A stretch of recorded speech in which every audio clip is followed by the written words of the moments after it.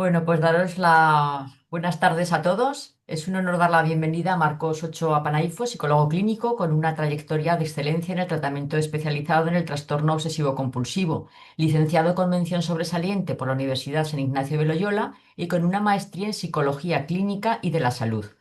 Marcos es miembro directivo de la Asociación Latinoamericana de Trastorno Obsesivo Compulsivo ALTOC y miembro de la International OECD Foundation, habiendo obtenido la prestigiosa certificación de BTTI.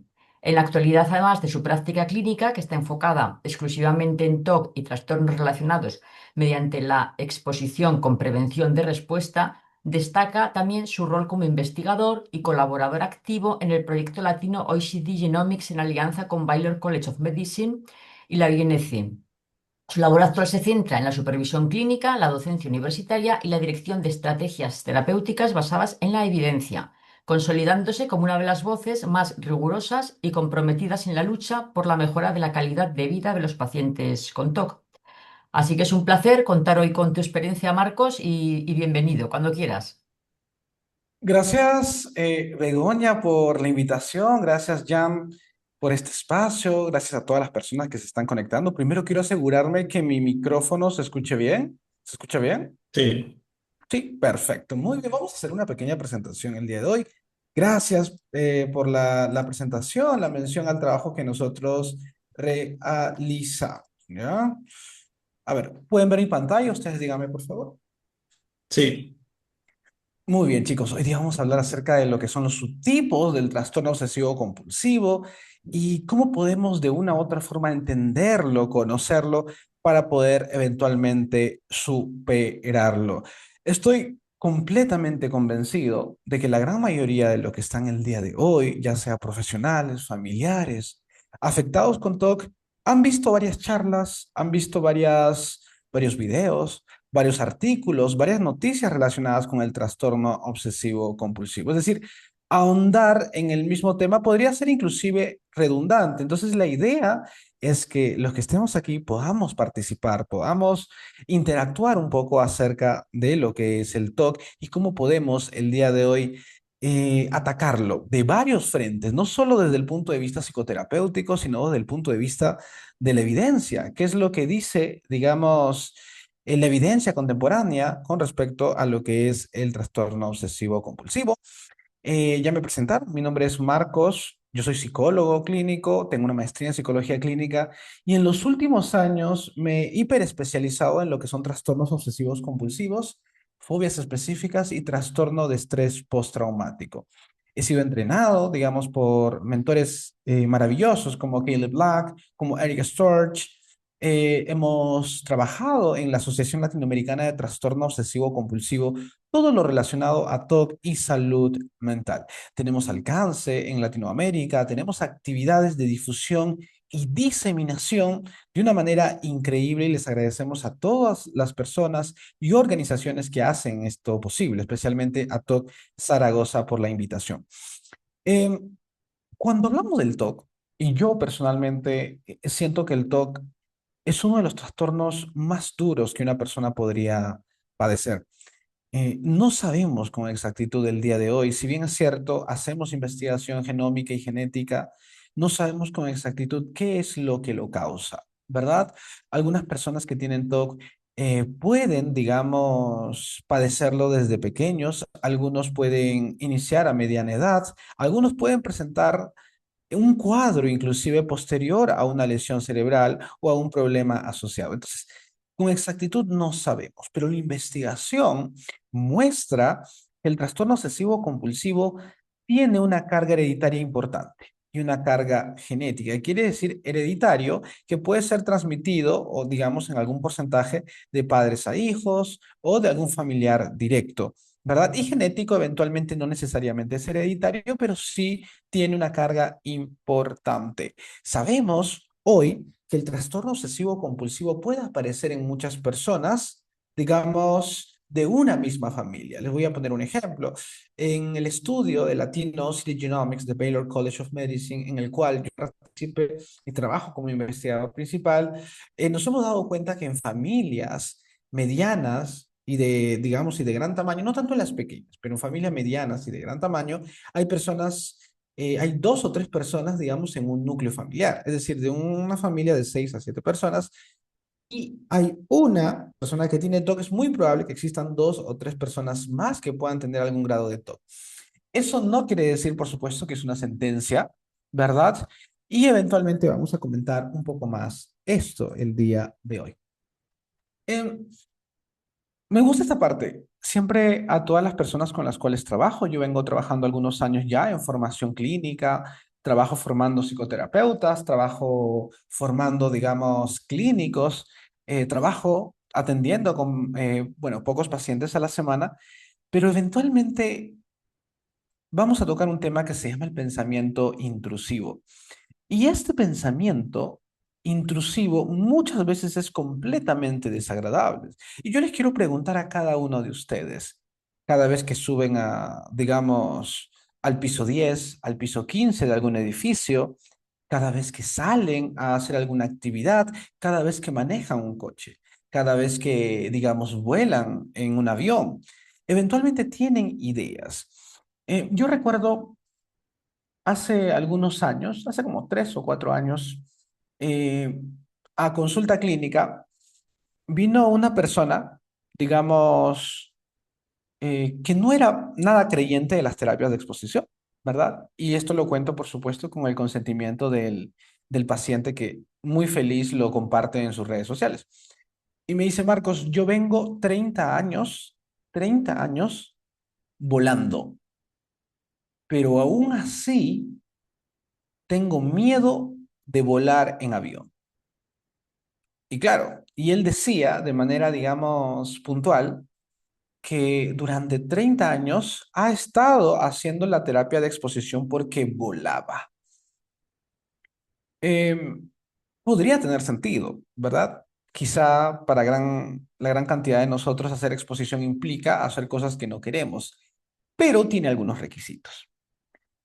Ahondando un poco más en la entrevista con esta persona, el señor era muy, pero muy, digamos, activo a recibir información, era una persona bastante, digamos, asequible. Y él me dice, yo no le tengo fe a las terapias de exposición porque las terapias de exposición no funcionan. Y como no funcionan, el hecho irrefutable de que no funcionen es que vengo 30 años viajando en avión. Entonces, como vengo viajando en avión y no se me ha quitado el miedo, la terapia de exposición no funciona. Entonces, yo les hago una pregunta a todos ustedes. ¿A qué se refería cuando esta persona decía la terapia de exposición no funciona? ¿Alguien me puede decir? Escriba en los comentarios. Puede decir en voz alta. ¿Por qué no funciona? ¿Es que de verdad no funciona? ¿Es así? Y yo hago un símil importante con lo que denominamos ciertos pensamientos intrusivos y ciertas cosas que no nos gustan realizar. ¿Se acuerdan de la película Chucky? Chucky, el Aro 2, el Aro 3, De Regreso al Infierno, digamos, Arrástrame al Infierno, películas bastante, digamos, difíciles, ¿verdad? Ok, imagínense ustedes que tienen 10 años y que como tienen 10 años, pues son pequeños y ese día papá, mamá, abuelo, abuela, hermano o hermana no están con ustedes. Ok, y tienen que ver una película de terror solos. ¿Cómo se van a sentir, damas y caballeros? ¿Cómo se van a sentir? ¿Bien, mal? ¿Normal? ¿Un poquito bien?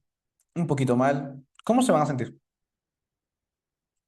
Posiblemente van a estar aterrados. ¿Por qué? Porque, claro, somos pequeños, somos niños y eventualmente al ver una película de terror me voy a asustar. Obviamente. Y las terapias de exposición funcionan de una manera muy similar. La primera vez me asusto. Horrible, ¿verdad? La segunda vez sigue siendo horrible. La tercera vez quizás más fuerte. Pero ¿qué pasa si yo veo la misma película durante 100 días seguidos? a la misma hora, la misma película. Chucky uno, Chucky 2, Chucky 3, Chucky uno, Chucky 2, Chucky 3, la misma película una y otra vez. ¿Qué es lo que va a pasar? ¿Qué va a pasar con el tiempo? Es muy probable que ese miedo, ese terror, ese pavor, esa, digamos, esa sensación de amenaza va a ir disminuyendo, ¿verdad? O se va perdiendo. Entonces, este es uno de los principios de la terapia de exposición. Y esta persona que estaba, digamos, con miedo a volar, cada vez que volaba, comenzaba a rezar, cada vez que volaba, digamos, presionaba los asientos. Cada vez que volaba, hacía actividades como para calmarse. Y eventualmente esas actividades durante 30 años no le permitían aprender y hacer entender a su organismo de que lo podía manejar de una manera efectiva, sin tener que recurrir a este tipo de cosas. Volviendo al tema de los pensamientos, muchas personas dicen que solo las personas con TOC tienen pensamientos intrusivos. Y en la práctica eso es falso. De hecho, la gran mayoría, por no decir todos, tenemos pensamientos intrusivos. Como dice el nombre, ¿qué es un pensamiento intruso? ¿Qué es un intruso? Chicos, ¿qué es un intruso? Un intruso es alguien o algo, ¿verdad? Eventualmente, ¿qué? Alguien o algo que aparece e ingresa a nuestro espacio sin qué, sin consentimiento. ¿Correcto? Entonces, como ingresa sin consentimiento, obviamente, obviamente es un intruso. Y hay muchos pensamientos que lo podemos ver en la vida cotidiana. Muchísimos, ¿no? Muchísimos, muchísimos pensamientos. Como por ejemplo, cuando discutes con papá o mamá, discuten con papá o mamá o con los hijos. ¿Alguna vez han dicho ustedes en su mente que cómo no se mueren? ¿Cómo no te mueres, maldito, desgraciado? Te odio, te detesto, deberías desaparecer de este mundo. ¿Alguno de ustedes lo ha dicho alguna vez cuando estaba enojado? Posiblemente sí. Quizá no desearle cosas, pero sí cosas horribles. La pregunta para ustedes, ¿realmente querían decirlo? ¿Sabes realmente lo que quieren? ¿Que la persona que aman desaparezca? Posiblemente y muy probablemente no. Ese es el ejemplo clásico de un pensamiento intrusivo. Este pensamiento intrusivo viene, digamos, en cualquier circunstancia, ante una pelea, digamos, cuando vamos al supermercado y tenemos que pagar la cuenta del súper, tenemos que pagar el bill. ¿Qué ocurre? ¿Qué ocurre? Pensamos que de repente mi tarjeta de crédito no tiene saldo, no tiene crédito, o de repente me olvidé la tarjeta, pese a que yo lo habías verificado antes. Eso es un pensamiento intrusivo. Cuando están manejando coche, por ejemplo, cuando están, digamos, a 80, 90 kilómetros por hora, y eventualmente cruzan, qué sé yo, una pasarela, un puente, o ven que muchas personas están pasando en el crucero o pase peatonal. ¿Qué se les viene a la mente cuando están manejando? La verdad, aquí, los que manejan auto. Y me incluyo, ¿ah? ¿Qué se nos viene a la mente cuando estamos manejando, chicos?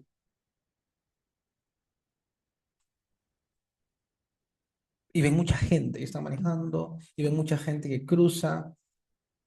A mí se me viene a la mente, por ejemplo, ¿qué pasa si los atropello? ¿Verdad? ¿Qué pasa si, digamos, puedo ser un asesino? ¿Qué pasa si atropello a una anciana? ¿Qué pasa si los mato?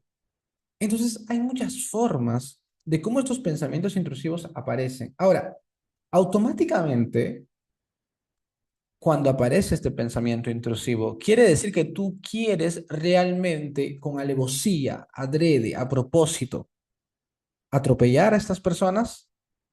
Muy probablemente no. Solo el hecho de pensarlo te hace sentir terrible.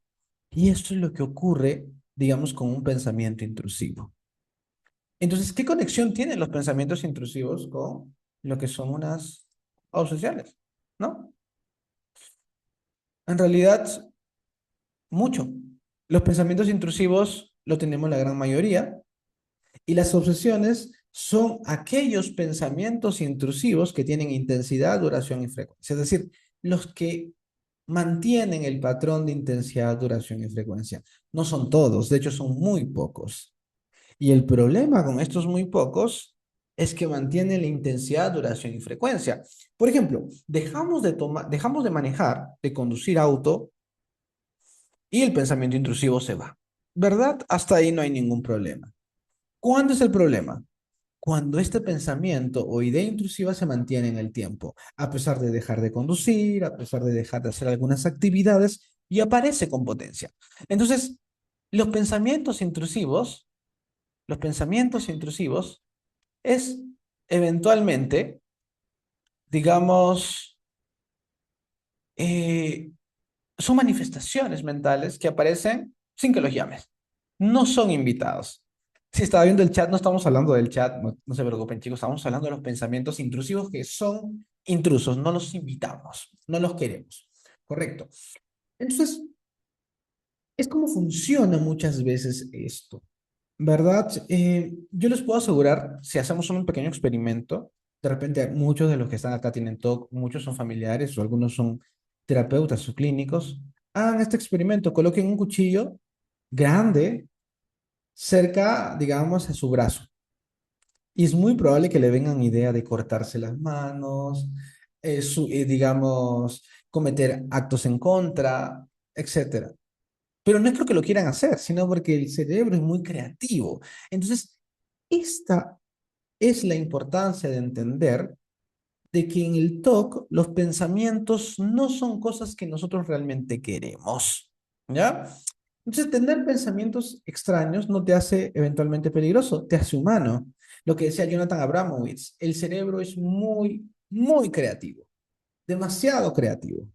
Te va a hacer pensar cosas que no quieres pensar, te va a hacer sentir cosas que no quieres sentir, te va a hacer mirar cosas que no quieres mirar, te va a hacer, digamos, imaginar cosas que eventualmente no quieres imaginar. Eso es lo que es el pensamiento intrusivo. Entonces, ¿qué es el TOC? ¿No? Obviamente la definición clínica del TOC es un trastorno, digamos, mental caracterizado por obsesiones y compulsiones que posiblemente la gran mayoría de nosotros ya no sepamos. Pero el TOC es como una trampa. Yo al TOC le llamo un monstruo despiadado. Porque este monstruo despiadado no le interesa que tú estés bien, que tú estés mal, que digamos tengas 10 o 15 años, no le interesa, te ataca con potencia. Entonces, como es despiadado, tú dejas de hacer cosas que eventualmente antes hacías, pero el TOC te obliga, te coacciona, te extorsiona para que dejes de hacer cosas que eventualmente antes disfrutabas y hagas cosas como si fueras un esclavo literalmente de él. Entonces, es una trampa, ¿verdad? Donde el miedo pues se repite sin parar. Es decir, muchas personas que tienen TOC están realmente esclavizadas por los pensamientos. Yo la verdad admiro mucho a las personas con TOC. Yo cuando me interesé ya hace varios años en lo que es el trastorno obsesivo compulsivo, una falencia en Latinoamérica y en Hispanoamérica inclusive, es que hay pocos terapeutas que les interesa trabajar el TOC. Muy pocos. Y hablamos que el 1,5 a 2,5% de personas en el mundo tiene algún grado de trastorno obsesivo compulsivo. Entonces, estamos hablando de muchas personas que sufren en silencio. Por ejemplo, las personas que tienen TOC de pedofilia, muchos de ellos piensan que son pedófilos porque tienen miedo a hacerle daño a un niño y por lo tanto no lo dicen, no se lo mencionan a un terapeuta, no se lo mencionan a un ser querido por temor a ser juzgados.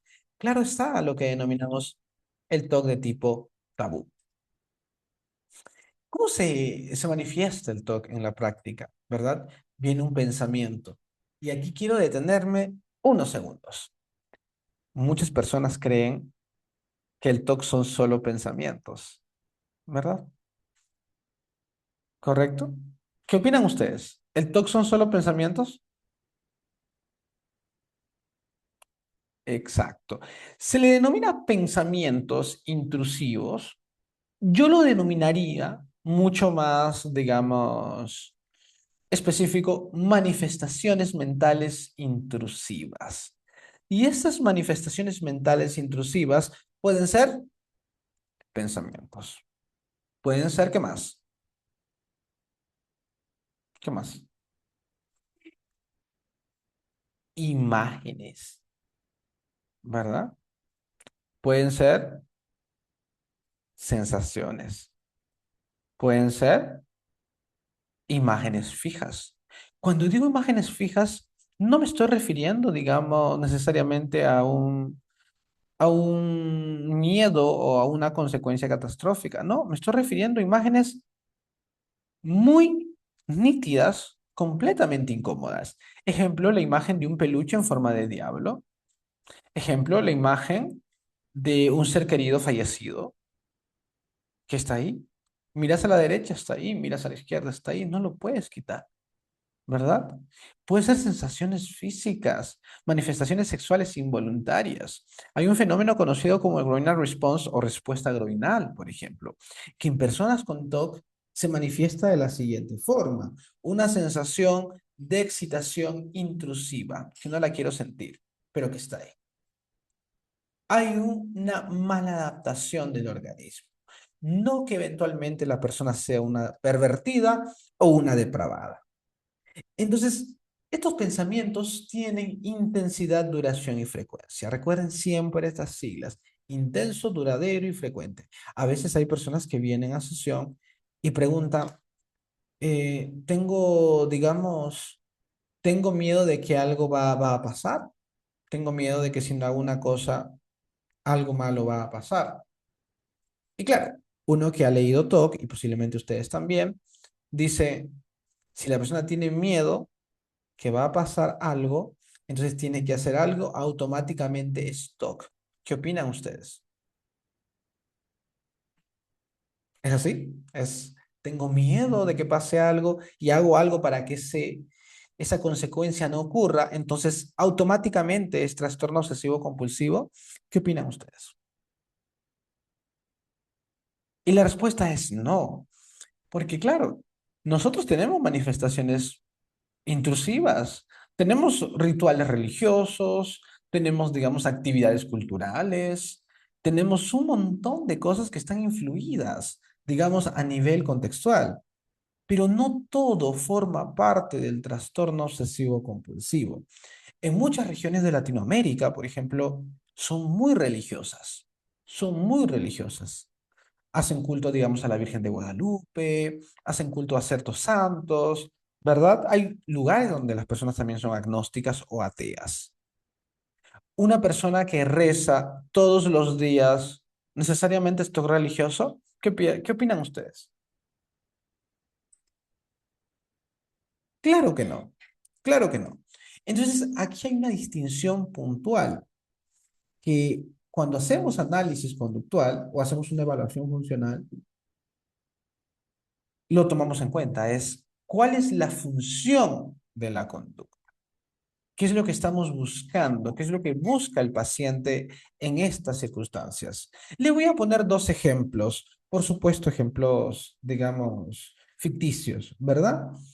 El primer ejemplo, una chica que se llama Alejandra, ¿de acuerdo?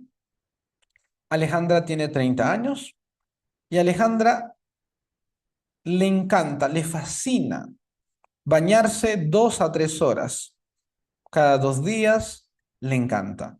La primera hora usa el jacuzzi, se pone agua tibia, se pone a cantar. La segunda hora comienza a bailar dentro de la ducha. La tercera hora la utiliza para, digamos, maquillarse o secarse. 3 horas que ella disfruta y ama hacer. Y acá viene la pregunta, pero Marco, son 3 horas, ¿quién se baña 3 horas? Y vamos con el segundo caso, el caso de Roxana. Roxana también tiene 30 años y Roxana tiene que bañarse sí o sí, porque si no se baña siente que no está limpia, siente que algún germen va eventualmente a perforar los poros y va a entrar de manera indirecta a su organismo. Acá hay una situación muy similar, la situación de duración, ¿verdad? En ambos casos se demoran 3 horas. Pero ¿quién sufre? ¿La primera persona o la segunda persona? Muy posiblemente la segunda persona. Entonces, ahí viene el punto de lo que estábamos mencionando. ¿Cuál es la función de la conducta? ¿Qué es lo que buscamos hacer con esa conducta? Viene el pensamiento y genera miedo, genera amenaza. Sientes que algo va a ocurrir, sientes incomodidad. Por ejemplo, en la temática del just right, no siempre hay un miedo o una amenaza constante, pero hay una incomodidad que denominamos incomodidad patológica. Luego de eso viene lo que denominamos el ritual. ¿Qué es el ritual en términos muy sencillos para no ponernos técnicos? Es hacer cualquier cosa para calmar el pensamiento, para evitar que algo terrible ocurra o para sentir alivio inmediato. Es lo que denominamos ritual. Así es simple. Ustedes dirán, Marcos, pero yo he leído definiciones. Sí, pueden haber muchas definiciones. Miles, es más, millones, lo que quieran. Pero la función es exactamente la misma. Evita que algo terrible, entre comillas, pase, busca eliminar el pensamiento y busca disminuir el malestar. Entonces, si yo tengo una obsesión como, por ejemplo, tener una imagen o una escena donde el diablo asesina a mi madre, ¿verdad? Pensamiento intrusivo en forma de escena, en forma de imágenes. Y yo lo que hago es rezar y al rezar me calmo un poco y me siento menos pecador. El rezar se convierte en un ritual o una compulsión. Entonces luego viene de hacer este ritual 1 hora, 35 minutos, hay una calma, una especie de alivio post compulsión. Porque claro, al hacer algo, al hacer la compulsión, al hacer el ritual, me siento como más tranquilo, más calmado, menos agotado. Por lo tanto, digamos, siento que es la única forma que puedo hacer frente a esta idea intrusiva. Obviamente, obviamente, esto es una gran mentira y esto mantiene el toque. Al sentir este alivio, el miedo se vuelve más fuerte y les voy a explicar por qué. ¿Por qué? Porque al intentar calmarnos, no le damos la oportunidad a nuestro organismo de que pueda aprender a que lo puede manejar sin compulsionar. Y que esa idea, ese pensamiento, esa imagen es completamente manejable sin necesidad de recurrir a los rituales. Pero claro, acá viene lo que llamamos el dilema del axioma en TOC. Y esta pregunta se las quiero hacer a cada uno de ustedes. Em, Me pueden ver en la pantalla. ¿De qué color es mi camisa, chicos? Mi camisa es de color rojo. HAL 2020 dice rojo. Dice negra. Sandra dice que no. Es rojo. Es rojo. Es rojo. Y los chicos dicen que no, que no, que no. Es negro, dice Teresa. Algunos dicen azul marino. Pero para mí es rojo. ¿Qué está ocurriendo aquí? Hay una disonancia importantísima. ¿Por qué? Porque precisamente todos o la gran mayoría de ustedes van a ver que mi camisa es de un color, digamos, oscuro, puede ser azul oscuro o puede ser negro, correcto, por el contraste de la cámara. Ok. Y Sandra acaba de decir algo muy importante. Por más que las 20 personas que están conectadas, las 18 personas que estén conectadas, me digan que mi camisa es azul y a pesar de que sea azul, para mí es rojo, porque es lo que llamamos el dilema del axioma. que es un axioma, es un hecho irrefutable. Y en el TOC muchas veces las obsesiones son completamente irrefutables. Es decir, yo tengo una idea intrusiva y mi organismo lo va a tomar como real. Por más que yo debata, por más que yo le diga a mi ser querido que está mal lo que está pensando, tú le puedes decir mil cosas que son completamente válidas, pero que ante esta situación obsesiva no va a servir en lo absoluto. Entonces, principio número uno de la recuperación es no intentar desbaratar los pensamientos intrusivos u obsesiones, es decir, no darles la contra.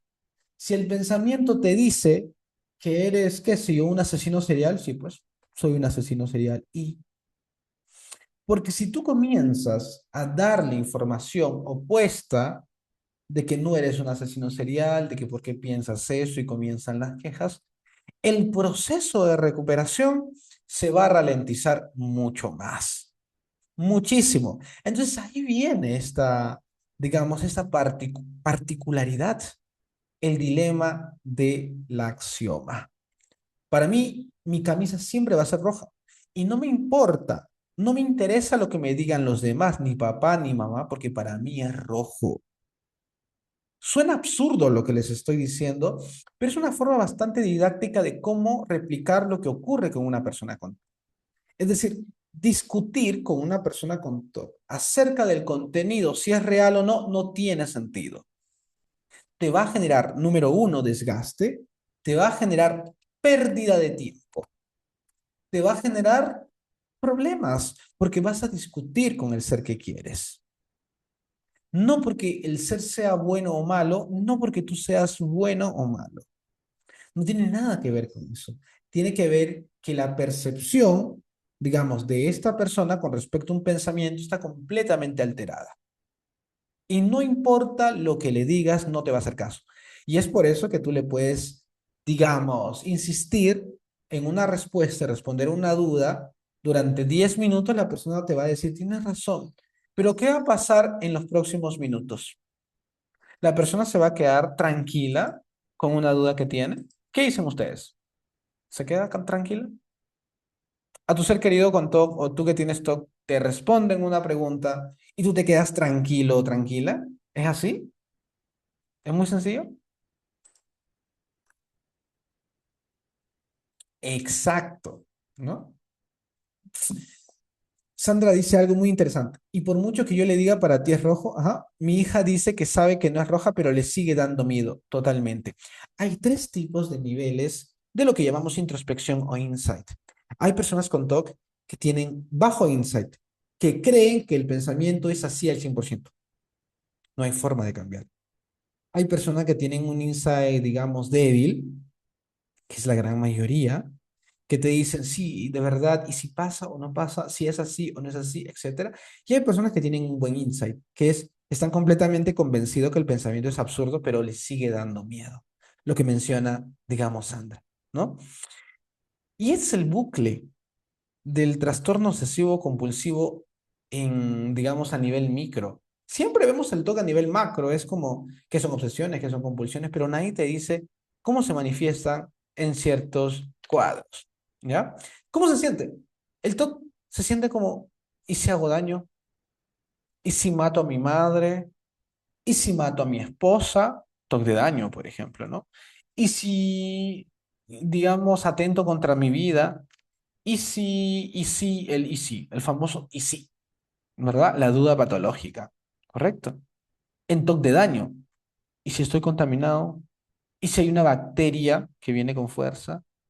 ¿Y si no encuentro, digamos, alcohol gel para limpiarme de las bacterias asesinas o tenebrosas? Entonces, obviamente, es, digamos, es importante, ¿no? Entonces, em, en TOC, por ejemplo, existencial, hay un tema de TOC existencial, por ejemplo. ¿Y si venimos aquí, por qué venimos aquí? ¿Y si la misión de mi vida es una misión que yo no quiero tomar? o si la quiero tomar, etcétera. Preguntas filosóficas que eventualmente, pues a cualquiera nos ha pasado en algún momento, pero que en las personas con TOC se multiplican, vienen con potencia, ¿no? Cuando hablamos de los subtipos o temáticas, yo les digo temáticas, porque dentro de las temáticas TOC, pues hay muchas, hay decenas.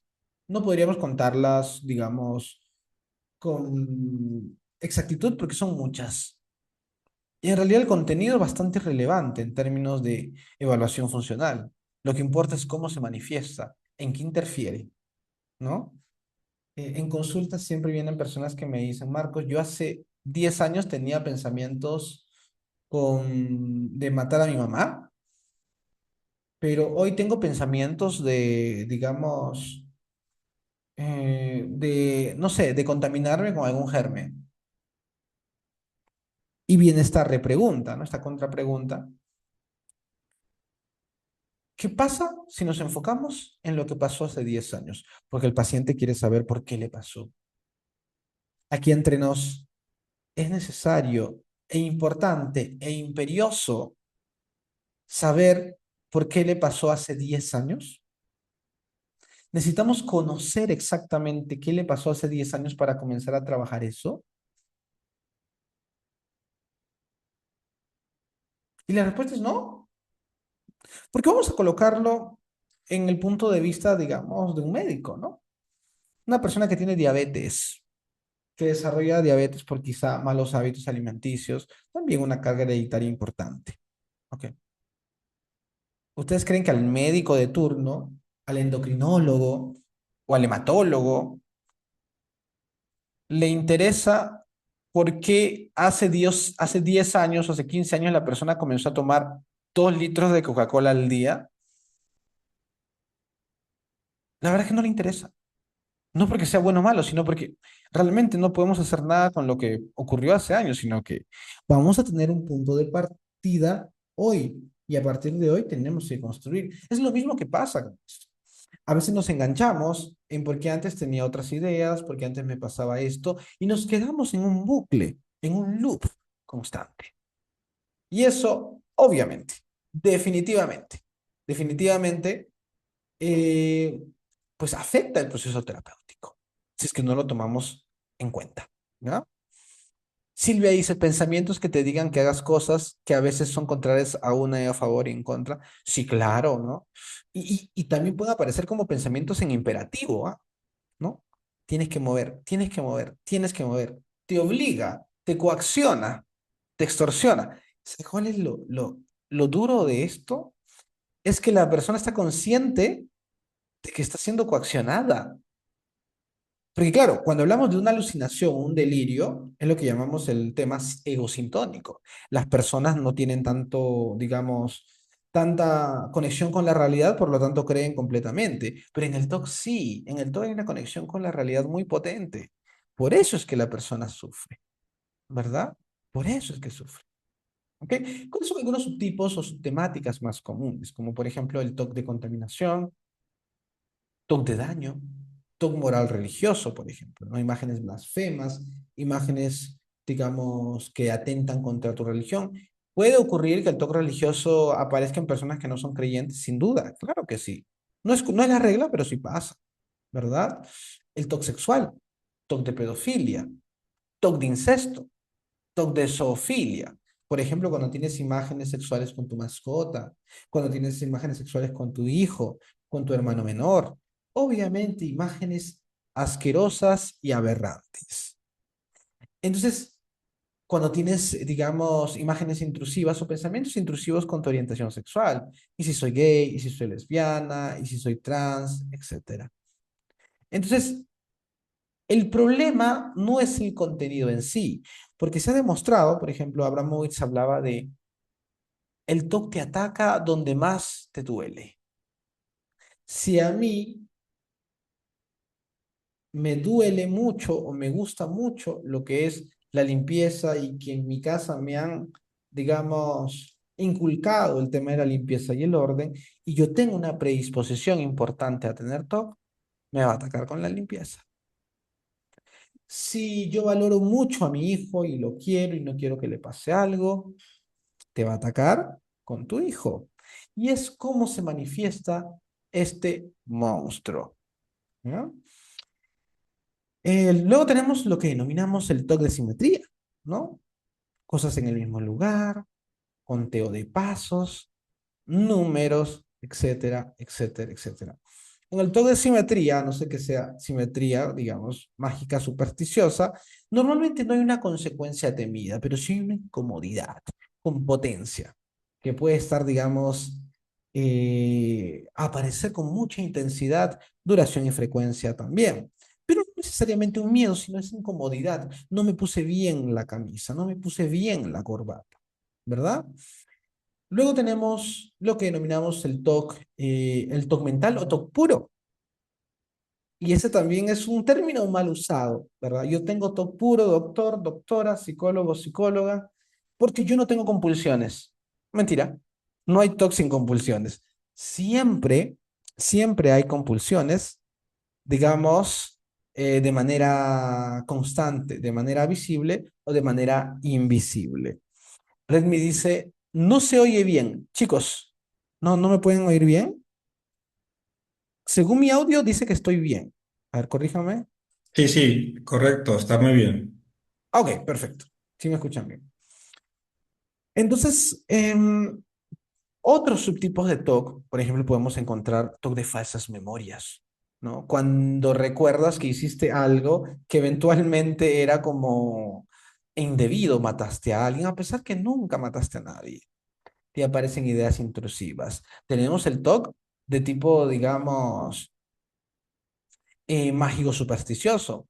Tienes que hacer cosas que no tienen conexión lógica, pero las tienes que hacer porque si no algo terrible va a ocurrir. Y es un infierno. Y es un infierno. Obviamente el estereotipo en la academia, en Hollywood, tenemos el tema de contaminación y de simetría, ¿no? Te lavas mucho las manos, eres TOC, ¿verdad? Te dicen así tal cual, te lo colocan con un adjetivo calificativo, lo cual obviamente no está bien. Ahora, ¿a qué quiero llegar con esta pequeña charla introductoria que hemos hecho hoy? Es pensar no es hacer. Y claro, este es el error puntual en el TOC en muchas personas. Confundimos probabilidad con posibilidad. Y esta pregunta la voy a hacer a todos, aunque suene un poco cruel. Damas y caballeros, ¿quiénes de ustedes pueden matar a otra persona? Pueden. Yo puedo matar a una persona. De poder. Ojo, de poder. Tienen la capacidad de hacerlo. Exacto, todos, muy posiblemente. ¿Cuántos de nosotros vamos a matar a una persona? ¿Cuál es la probabilidad de matar a una persona las próximas 2 horas? Que vas a ir feliz de ir a matar a alguien porque quieres matar y disfrutar asesinar a alguien. Muy probablemente nadie o la probabilidad es 0,000001, ¿no? No sé si cero, pero 0,00001, ¿correcto? Entonces, ese error muchas veces que es posibilidad con probabilidad. Y ese error es el que hace sufrir a muchas personas. ¿Por qué? Porque confundimos con que podemos hacer algo aunque lo vamos a hacer. Ejemplo, ¿puedo violar a mi hijo? De poder hacerlo, claro que lo puedo hacer. ¿Lo voy a hacer? Probablemente no, porque amo a mi hijo y jamás le haría daño. Pero claro, en esta desconexión cognitiva que existe entre la posibilidad y la probabilidad, para una persona que solamente piensa en las probabilidades muy por encima del 99%, el hecho de que pueda hacer algo ya la hace automáticamente muy probable. Y eso es un error. Se llama sobreestimación de probabilidad. Si pensar cosas horribles fuera un delito, chicos, ¿cuántos de nosotros no estaríamos en la cárcel hoy? Todos. Esta sala estaría vacía. Pero claro, pensar es gratis. Y no solo eso, los pensamientos intrusivos son completamente necesarios para nuestra supervivencia. Entonces, más allá de alejarlos, es como Vamos a entenderlos, vamos a ver si de verdad algunos que nos está generando algún problema y comenzar a trabajar con lo que es la terapia de exposición. ¿De acuerdo? Em, pero la EPR es la exposición y prevención de respuesta. La EPR es una técnica de la psicoterapia cognitivo-conductual enfocada en hacer cosas que no quiero hacer y en dejar de hacer cosas para calmarme, en términos muy sencillos. Obviamente, la disciplina que tenemos que tener, que tenemos que tener aquí es increíblemente enorme. Mucha disciplina, mucha potencia. Pero los resultados son increíbles, chicos, son increíbles. La EPR bien realizada, en un intervalo de 8 a 12 semanas, hace que una persona remita síntomas de una manera increíble. El día de hoy, ¿verdad? Enero, febrero 11 de 2026, no existe ni una sola terapia más potente que la EPR en términos de psicoterapias. No existe. Marcos, pero yo he escuchado que la ACT funciona. Claro que funciona, pero no es más potente que la EPR. Marco, yo he escuchado que por ahí la terapia, digamos, de procesamiento cognitivo ayuda. Puede ser, pero no es más potente que la EPR. No te estoy diciendo que la EPR es la panacea. Implica mucha disciplina, no todos responden a la EPR. Pero si se hace un protocolo de una manera adecuada, es muy probable que la persona mejore de una manera increíble. Increíble. ¿De acuerdo? Esta psicoterapia se administra por puede ser un psiquiatra, puede ser un psicólogo, psicoterapeuta, especialista en terapias de exposición. No todos lo saben, no es porque sea bueno o malo, sino que es en realidad poco difundida a nivel de Latinoamérica y a nivel de España. En España hay pocos psicoterapeutas que tienen entrenamiento en EPR. Hay varias asociaciones que se enfocan en eso, lo cual me parece increíble, pero aún así estamos muy limitados. Insisto, somos más que hace 10 años éramos, qué sé yo, decenas, hoy somos cientos y eso es muy, muy, muy bueno. Siempre llévense esto con ustedes, es que el TOC no es invencible, puede ser crónico, pero no tiene por qué ser grave. Crónico no es lo mismo que grave. Crónico es que permanece en el tiempo y grave es que empeora. Y el TOC no necesariamente es grave, ni tiene por qué ser grave. Aquí la familia, el terapeuta y el equipo profesional ayuda, coacciona para que el monstruo cada vez se debilite. ¿De acuerdo? Si no funciona la EPR, podemos intentar con terapia de estimulación magnética transcranial, podemos intentar con ACT, podemos intentar con combinación de fármacos, podemos intentar con muchas formas de intervención. Y eso es maravilloso. Maravilloso porque no es lo mismo tener TOC el 2026 que el tener TOC el año 2000, por ejemplo, ¿no? Hay un avance increíble. Siempre cuando me hacen la pregunta de que si el TOC se cura o no, yo digo lo siguiente, el TOC no es una enfermedad porque si hacen análisis de laboratorio no te sale tengo TOC. Es un trastorno con síntomas muy puntuales.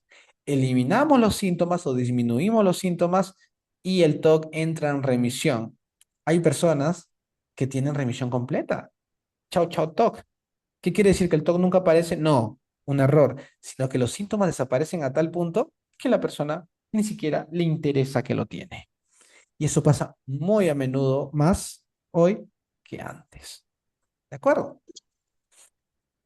Eh, el cerebro es como un músculo, chicos, ¿no? Huirlo debilita, enfrentarlo fortalece. Como cuando vas al gym, al inicio te duele, pero después, si vas 1, 2, 3 semanas, 4 semanas seguidas, se te va a dificultar cada vez menos. El tema de la ansiedad. Aquí quiero tomarme unos segundos adicionales. ¿Es buena o mala? La ansiedad es excelente, chicos. La ansiedad es maravillosa. Es muy buena. Ahora, Ahora, no está bien que una persona tenga ataques de ansiedad 24/7. No está bien porque el cuerpo no está diseñado para eso. Hay que regularlo. Hay formas de regular la ansiedad, sin duda alguna, con fármacos, por ejemplo. Hay formas de regular la ansiedad con terapia de exposición también. Pero Tomen en cuenta que la ansiedad en sí misma no es mala, pero tampoco está bien que una persona esté todo el día ansiosa. No está bien. Así muchas personas que digan, hay que navegar sobre la ansiedad, hay que disfrutarla. No le vas a decir eso a una persona que tiene un trastorno de ansiedad durante 30 años. El objetivo terapéutico es mejorar y disminuir su sufrimiento por un periodo de tiempo. Cuando hacemos exposición, inicia la exposición, sube el malestar se potencia, llega un momento en que la ansiedad disminuye y que se le dificulta cada vez menos. Un error común es que el TOC crece en demasía cuando lo obedeces. Si el TOC te dice que te muevas y te mueves, perdiste. Si el TOC te dice que mires a un lado y miras, perdiste. Si el TOC te dice que camines y caminas, perdiste. Extorsiona de una manera increíble. ¿Ok? Para finalizar, chicos, nosotros no somos los pensamientos, pero recuerde, no tiene sentido decirle eso a una persona con TOC, sino para los familiares. Una persona con TOC puede tener muchos pensamientos y muy probablemente no te las va a decir. Eres la persona que los observa. Un tip para familiares, cada vez que tu ser querido te pregunte cosas, dile no sé, puede que sí, puede que no, respóndele con incertidumbre para que se vaya entrenando en incertidumbre. ¿De acuerdo? Y tengan mucha esperanza porque el monstruo no es de ninguna manera invencible. Lo podemos vencer, lo podemos maniatar, lo podemos ahorcar, lo podemos destrozar. Tengan la plena seguridad de eso. ¿De acuerdo? Les quiero agradecer a todos. Vamos a responder una ronda de preguntas a cada uno de ustedes por haber venido el día de hoy. Si gustan ver mi contenido, hacer actividades, me pueden seguir en mis redes sociales, en mi Instagram, en mi Facebook, marcosochoa.pbe, psicoterapia basada en evidencia, o me pueden seguir en TikTok, en Instagram y en Facebook. Y comenzamos con la ronda de preguntas. Chicos, Muchas gracias, Marcos, por tu excelente presentación. A mí me ha gustado muchísimo, personalmente. Bueno, pues ahora el turno de preguntas. Vamos a estar como mucho hasta y media. Podéis hacer las preguntas por el chat o bien levantando la mano que aparece aquí en el Zoom y se os dará paso para que la podéis formular, pues eso, con voz. Yo para empezar tengo unas preguntas para a ver si se anima la gente a preguntar, porque de momento, bueno, dice Nuria, me ha encantado la charla, Marcos, me dejó sorprendida. El TOC puede iniciarse por una sensación. Mira, la primera pregunta. ¿El TOC puede iniciarse por una sensación? muchas gracias, Nuria, por la pregunta. Y en realidad, el TOC puede ser disparado por cualquier estímulo, no solamente por una sensación, puede ser disparada por una ruptura amorosa, el duelo, la pérdida de un ser querido, puede ser disparado porque una persona tuvo un atracón de comida, es decir, es completamente aleatorio. No quiere decir que lo cause. Importante tomar en cuenta esto, no quiere decir que una sensación o que un duelo o que una pérdida de un ser querido cause TOC, sino que lo puede disparar. Y eso es completamente aleatorio. En algunas personas lo va a disparar a los 15 años, en algunas personas lo va a disparar a los 7 años, en algunas personas lo va a disparar a los 22 años con potencial. Pero no es que una situación lo cause, pero sí lo puede desencadenar.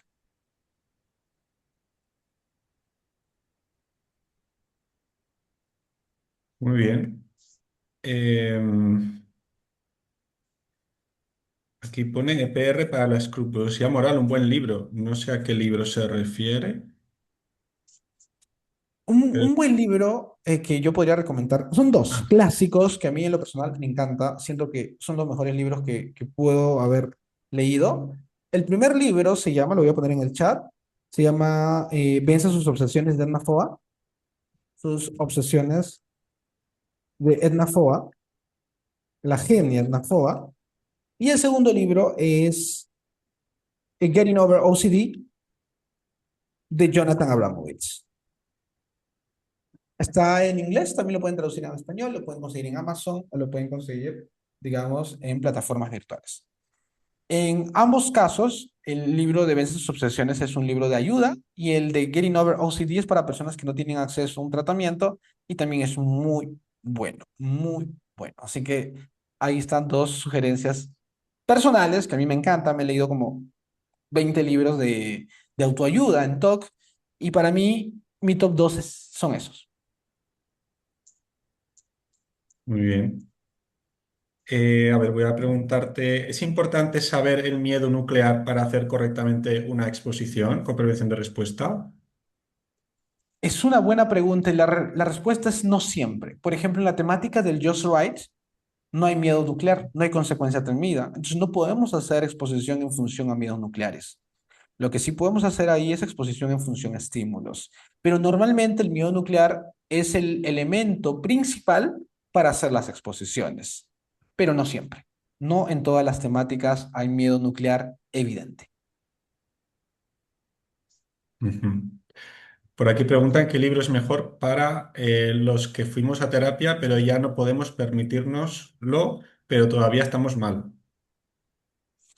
Puedes usar el libro, el segundo libro, Getting Over OCD, de Jonathan Abramowitz, porque ya es para personas que conocen un poco más el TOC.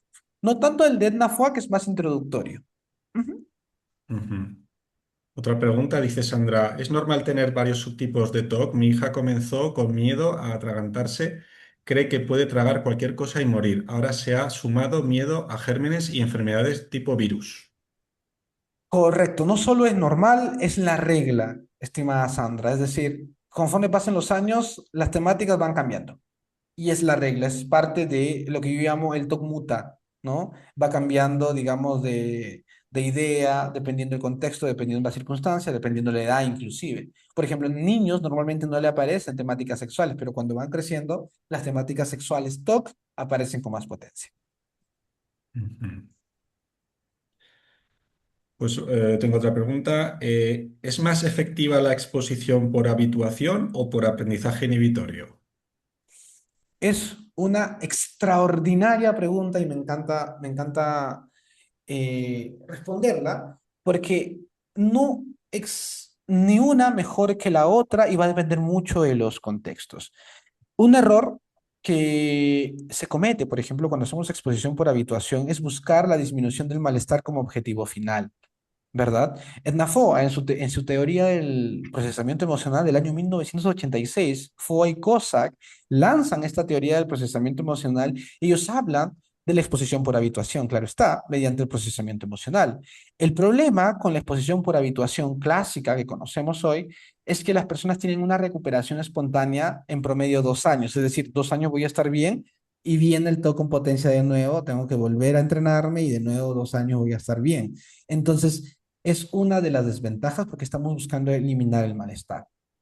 Luego tenemos la exposición por aprendizaje inhibitorio, que buscamos, digamos, el aprendizaje de seguridad. No obstante, la exposición por aprendizaje inhibitorio no va a ser tan efectiva en personas que tienen una evitación experiencial muy potente. Es decir, vienen 30 o 40 años con el mismo problema y le vamos a aplicar un modelo aleatorio de aprendizaje inhibitorio, es muy probable que deserten. En esos casos se recomienda habituación de menos a más y con el tiempo vamos, digamos, añadiendo ejercicios por aprendizaje inhibitorio. Cabe mencionar que no son independientes entre sí, se complementan. Es decir, ¿puedo hacer habituación con aprendizaje inhibitorio al mismo tiempo? Sí. ¿Puedo hacer uno primero y después el otro? Sí. No son para nada independientes. Ujú. A ver, preguntan por el chat, ¿cómo hacer exposiciones a uno mismo? Es una buena pregunta. Número uno, si tienes la posibilidad de, digamos, de ir a un terapeuta, ve. Ve, porque a veces hacer autoexposición no es muy efectivo, no porque no quieras, sino porque no tienes la metodología necesaria. Si por X motivos no tienes acceso, no tienes dinero, etcétera, puedes usar uno de los dos libros que te comenté. Ujú. Silvia dice, y en niños se controlan compulsiones, evitamos, y aquello, a ver, que no entiendo. Ah, sí, lo de mutación, cuando se hacen más mayores. No sé si es una pregunta. ¿Es una pregunta o es un comentario? Es un comentario, creo, sí. Correcto. Sí, Sí. es verdad, va a cambiar. Es muy probable que las personas con TOC cambien los síntomas conforme pasen los años. Muy probable, es común, de hecho, ¿no? Es muy común porque las personas que son como de niños tenían una temática principal como pensamiento mágico, con los años va a ir cambiando. Es completamente común, es verdad. Ujú. Te preguntan en TOC con muchas temáticas, o sea, muchas temáticas, sí, muchos subtipos, ¿por cuál empezar? Siempre empezamos por la que más pérdida de funcionalidad te causa. Si la de contaminación, el tema de lavarte las manos te demora 5 horas al día y tienes 10 temáticas más, comienza por la que más pérdida de funcionalidad te causa. Ujú. Teresa pregunta, ¿podría explicar en qué consisten esos dos tipos de exposiciones? O sea, lo de habituación, exposición por habituación y exposición por aprendizaje inhibitorio. Claro que sí. Una exposición por habituación tiene como objetivo disminuir el malestar, reducir el malestar, y la tasa de éxito va en función de cuánto malestar disminuyó, ¿verdad? Y si la persona, digamos, ya no responde de la manera inicial al estímulo, por ejemplo, ¿no? Y generaliza más rápidamente. Y la exposición por aprendizaje inhibitorio es eh, suscribir y aprender lo que llamamos fomentar el aprendizaje de seguridad, crear nuevas asociaciones donde antes todo era como terrible, ahora ya no es tan terrible, porque conforme hacemos las exposiciones, la idea, la asociación entre la amenaza y lo que me está pasando va a ir disminuyendo y va creciendo una asociación nueva, que es lo que me está pasando hoy no es tan terrible como yo lo pensaba, ¿verdad? Hay un aprendizaje de seguridad. En el caso de la habituación usamos una jerarquía. En el caso del aprendizaje inhibitorio, no. Usamos un menú de exposición que puede ser de manera aleatoria. Ujú. A ver, tengo otra pregunta. ¿Es importante que el psicólogo tenga conocimientos sobre la temática de TOC, por ejemplo, sobre religión católica, si es un TOC religioso católico? Buena pregunta y la respuesta es no. De ninguna manera es un requisito, porque el TOC tiene la misma, digamos, la misma base de la formulación clínica en cualquier temática. Porque claro, en todo caso, si tuviera un TOC relacionado a como pensamientos diabólicos, tendría que tener un terapeuta especializado en pensamientos diabólicos y no funciona así. La estructura es muy similar en cada uno. Hay que hacer algunos cambios, sin duda alguna, pero si una persona sabe EPR, un terapeuta sabe EPR, va a ser muy sencillo que lo pueda formular en cualquiera fuese de las temáticas. Muy bien. Pues no sé si hay alguna pregunta más. Si no, lo dejamos aquí. Si tienen alguna más, pueden escribirla en el chat o levantar la mano. Yo creo que ha quedado todo muy claro. Te agradezco mucho, Jan, por la invitación. Gracias, Begoña. Gracias a todas las personas por haberse conectado el día de hoy. Muy feliz y cuando quiera estoy aquí. Pues bueno, darte las gracias también, Marcos, pues por compartir con nosotros tu experiencia y tus conocimientos. Me ha parecido muy, muy interesante la presentación que has hecho y estoy convencida de que a todos también les ha parecido una presentación estupenda. Gracias a los que habéis participado por vuestras preguntas, vuestro interés, hacer posible este espacio de aprendizaje y apoyo, y desde la asociación seguiremos trabajando pues por ofreceros charlas, actividades que nos ayuden a comprender el TOC, a sentirnos acompañados. Así que esperamos veros a todos en próximas charlas. Chao. Muchas gracias, chicos. Hasta luego. Chao, chao.